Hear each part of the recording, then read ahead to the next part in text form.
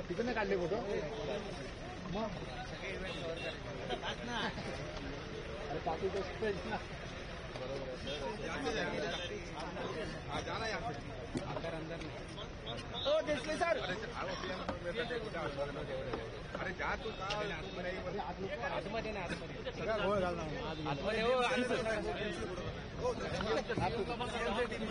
Sir तो मैं shoot कर लूँ तो या तो सर फोन नहीं सर लाइव फ्रेम है उद्घाटन वगैरह हो गया है ना ये बाइक चल रही है फिर वो विंटेज का वो विजुअल नहीं लगा सर तुम्ही बीएमसीच्या टीमला सोडता सीएमच्या टीमला सोडता बीएमसीला सोडा ना कोणतरी आमच्या आहे ना सॉरी सर वो इसके साथ में सर अपना वो बाइक से आ रही थी तुम्हाला बोलणं अभी सर वो वृक्षारोपण का सीएम का सर तुम्ही मागे जा ना सर पता नहीं सर मैं अभी कॉल नहीं उठा पाया सर उसका कॉल आ रहा था कोपऱ्यात उभे राहा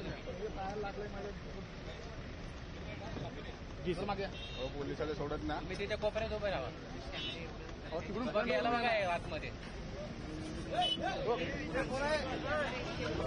गेला तो तुम्ही बोलून घेतला म्हणून लफडा केलाय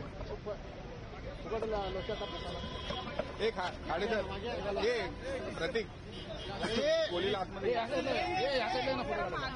ओ दादा ओ दादा ओ दादा ओ दादा ओ दादा हो आम्हाला काय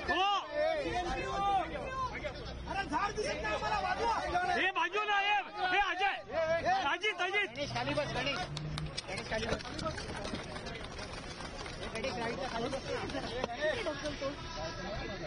अरे स्टँड अरे यामध्ये आहे ना अरे यामध्ये आहे ना भाई अरे दादा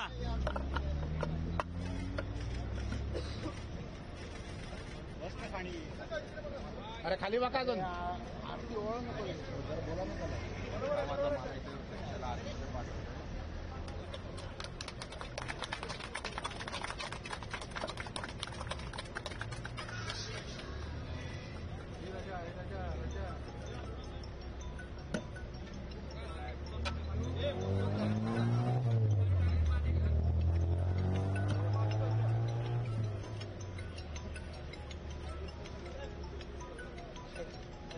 खाली बसून काढ ना म्हणजे यांना पण काढता येईल हेलो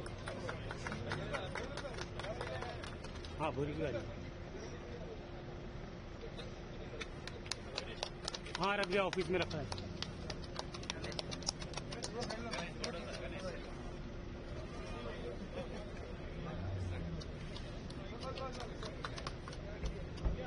ये भाऊ अजित रेंज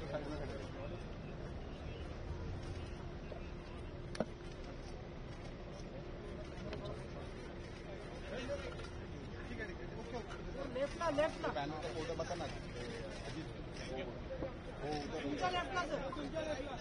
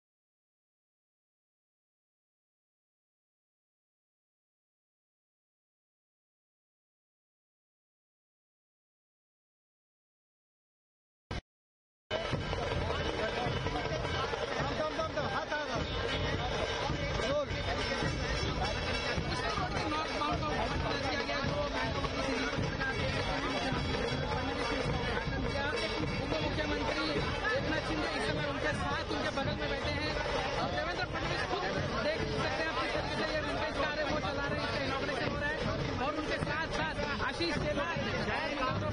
पर ये जो है मुंबई सबअर्बन से बाहर खड़ा है, करीब 10 किलोमीटर का रास्ता आपके साथ मौजूद 10 से 15 मिनट में सफर कर सकते हैं।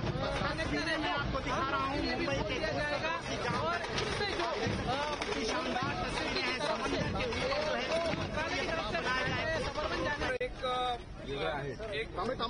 चांगला प्रोजेक्ट आहे, पण इथं 70 हेक्टरमध्ये मोठं गार्डन होणार आहे आणि त्याचा ईवाय काढलेला आहे आणि अनेक लोकांनी इंटरेस्ट दाखवलाय सीएसआरच्या माध्यमातून.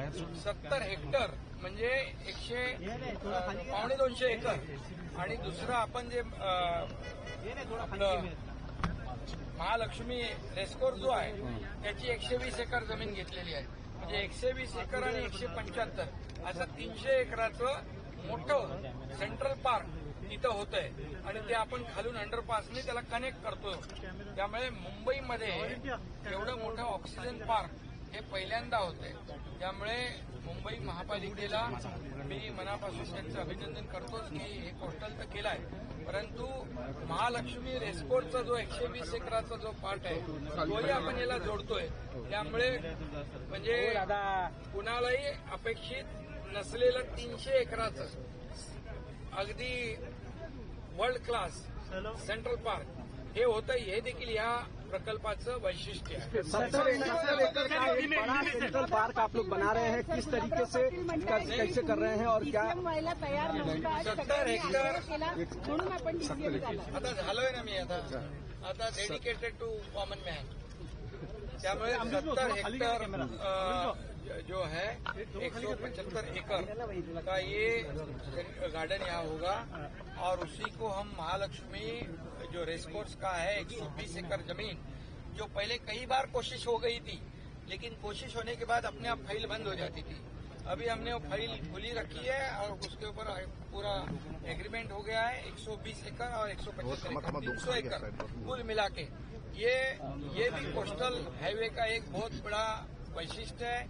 ये विशेष बात है कि मुंबई वासियों को 300 एकड़ का बहुत बड़ा वर्ल्ड क्लास इंटरनेशनल लेवल का एक सेंट्रल पार्क यहाँ बनेगा. एक बड़ा ऑक्सीजन पार्क जिसकी जरूरत है और इसलिए मुंबई का ये जो आप लोग देख रहे हैं प्रदूषण भी कम हो जाएगा और यहाँ लोगों के लिए सहूलियत हो जाएगी.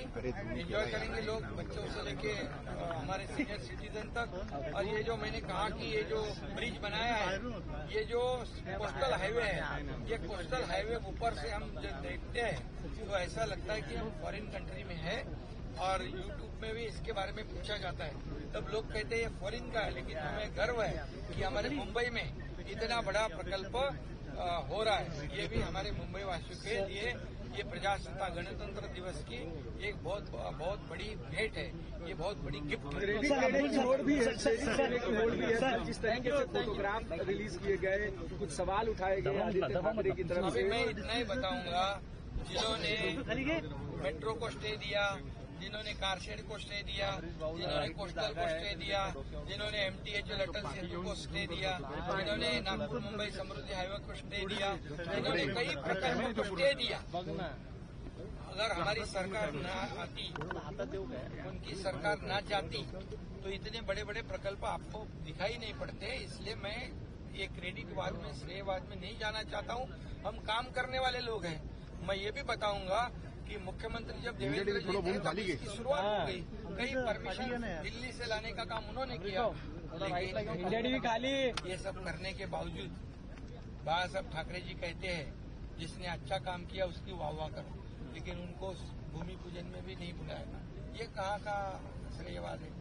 और आज जो काम कर रहे हैं यहाँ पर वो उनके कार्यकाल में शुरू हुआ. मैं मुख्यमंत्री था 2.5 साल में, इसको गति दे दी. अभी देवेंद्र जी मुख्यमंत्री है, ये बाकी जो बचा है ये पूरा हो जाएगा और मुंबई एक अंतर्राष्ट्रीय दर्जा का शहर हम बनाना चाहते हैं. वो सपना जो है मुंबई वासियों का पूरा करेंगे. सीएम दावोसवरून आलेले आहेत, आता भारत त्रास होतो का?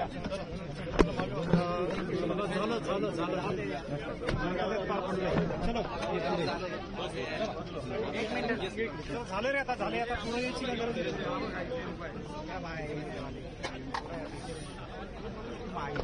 एक हाथ से धूम पकड़ाऊं और एक हाथ से फ्लेम एनवाय जाऊ दे, एनवाय मागे येत ना.